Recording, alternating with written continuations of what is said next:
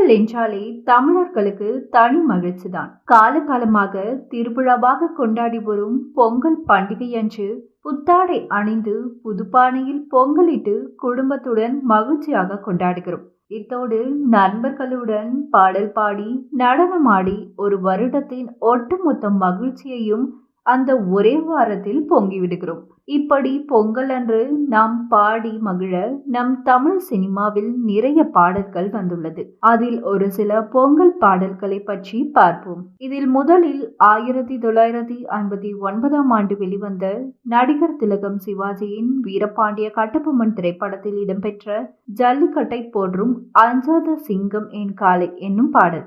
அடுத்ததாக எம்ஜிஆர் நடித்த 1970ஆம் ஆண்டு வெளிவந்த மாட்டுக்கார வெள்ளன் திரைப்படத்தில் இடம்பெற்றுள்ள சத்தியம் நீயே தர்ம தாயே என்ற பாடல் தமிழ் திருநாளின் தமிழரின் பெருமையை பறைசாற்றும் விதமாக அமைந்துள்ளது.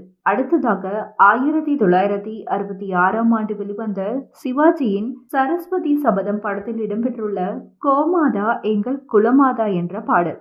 இந்த பாடல் தமிழர்கள் மாடுகளை தன் குடும்பத்தில் ஒருவராக நினைக்கிறார்கள் என்பதை நினைவூட்டும் விதமாக அமைந்துள்ளது. அடுத்ததாக 1967ஆம் ஆண்டு வெளிவந்த எம்ஜிஆர் நடித்த விவசாயி படத்தில் இடம்பெற்றுள்ள விவசாயி விவசாயி என்ற பாடல் மற்றும் நல்ல நல்ல நிலம் பார்த்து என்ற பாடல். இப்பாடல்கள் விவசாயத்தை பறைசாற்றும் விதமாக அமைந்துள்ளது.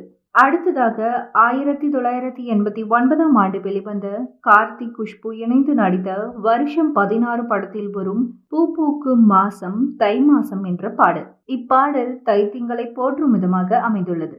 அடுத்ததாக 1980ஆம் ஆண்டு வெளிவந்த ரஜினிகாந்தின் முரட்டுக்காலை படத்தின் பொதுவாக எம் மனசு தாங்கம் என்ற பாடல். அடுத்ததாக பொங்கல் அன்று பட்டி தொட்டி எங்கும் ஒலிக்கும் ஒரு பாடல் என்றால் அது 1994ஆம் ஆண்டு வெளிவந்த மகநதி திரைப்படத்தின் தை பொங்கலும் வந்ததும் பாலும் பொங்குது என்ற பாடல். இப்பாடல் நேரடியாக பொங்கலை பற்றி எழுதப்பட்டுள்ளது.